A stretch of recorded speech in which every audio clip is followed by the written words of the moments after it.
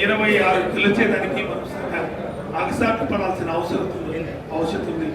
ఎందుకంటే ప్రజలకు విస్తరంగా తెలియపరిచి ప్రతి మౌత్ స్ప్రెడ్ చేస్తేనే మనం ఎన్నికల్లో గెలుస్తాం.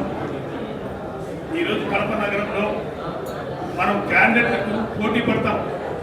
వైఎస్ఆర్ కాంగ్రెస్ పార్టీ కార్పొరేట్గా పోటీ చేయడానికి ఒక డివిజన్ నుంచి 4-5 మంది పోటీ పడతారు.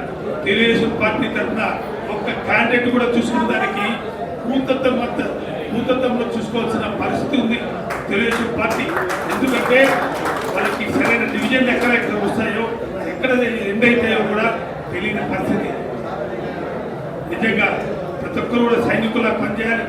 నిజంగా ఈరోజు పదవుల గురించి మన పార్టీ వాళ్ళు కూడా ఆడుతున్నారు, సరైన గుర్తుపడుతున్నారు.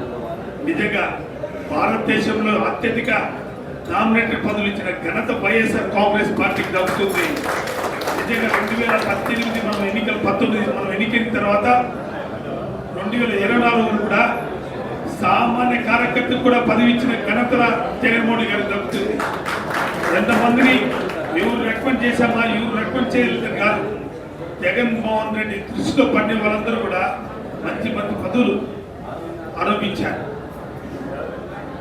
ఈసారి ఎన్నికల్లో అంటుండవు, బాగా కష్టపడిన వారికి ఖచ్చితంగా పదవి అనేది చూసిస్తారు. ఇందు ముందులాగా కాదు.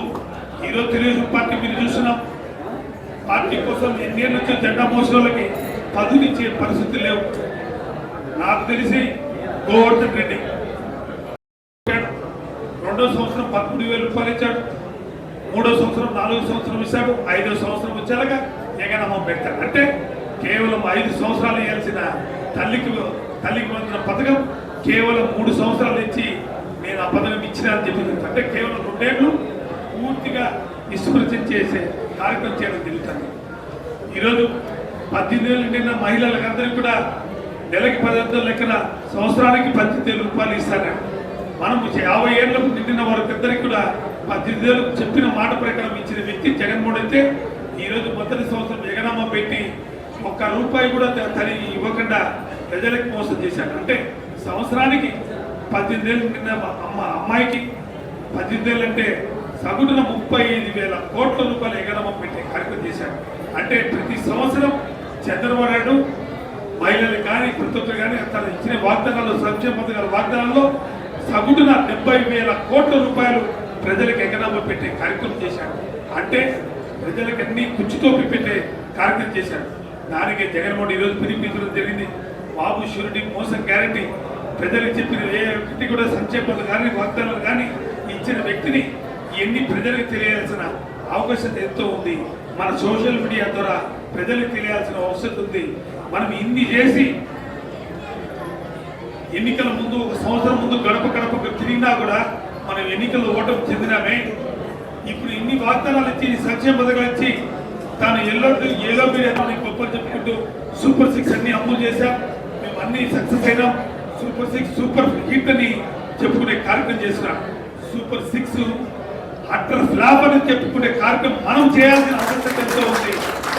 ప్రజలకి ఇచ్చిన వాగ్దానాల్లో మొదటి 18 ఏళ్ళు నిన్న అమ్మాయిలకి అందరికీ నెలకి 15 లెక్కన 18 ఏళ్ళు మొదటి సంవత్సరం మీద, 2వ సంవత్సరం మీద తల్లికి వందనం మొదటి సంవత్సరం మీద, నిరుద్యోగ యువతకి 3,000 నిరుద్యోగ వృత్తి అన్నాడు. ఇప్పుడు సంవత్సరం అయిపోయింది, 2వ సంవత్సరం జరుగుతుంది. మొదటి సంవత్సరం 20 లక్షల మందికి నిరుద్యోగ యువతకి ఉద్యోగం కల్పిస్తాడు. ఏ ఒక్క ఉద్యోగం కూడా కల్పించిన పాపకపోలేదు.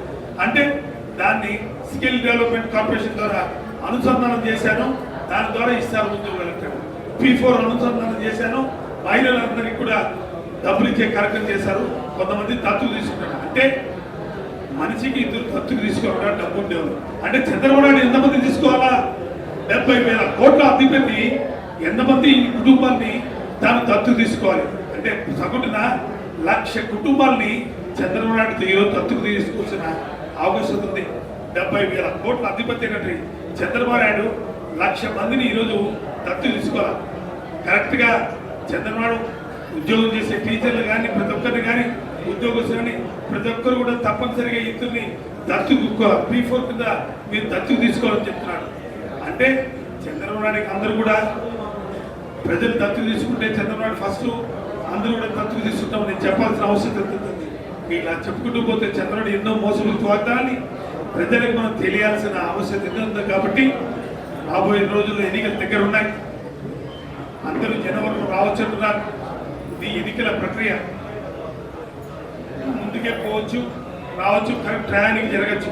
అంటే జనవరిలో ఉండొచ్చు, మార్చిలో ఉండొచ్చు, అంటే కేవలం ఇంకా 5 నెలలు టైం ఉంది. 5 నెలల్లో మనం అన్ని ఎన్నికలకు కూడా సంసిద్ధం కావాలి. అంటే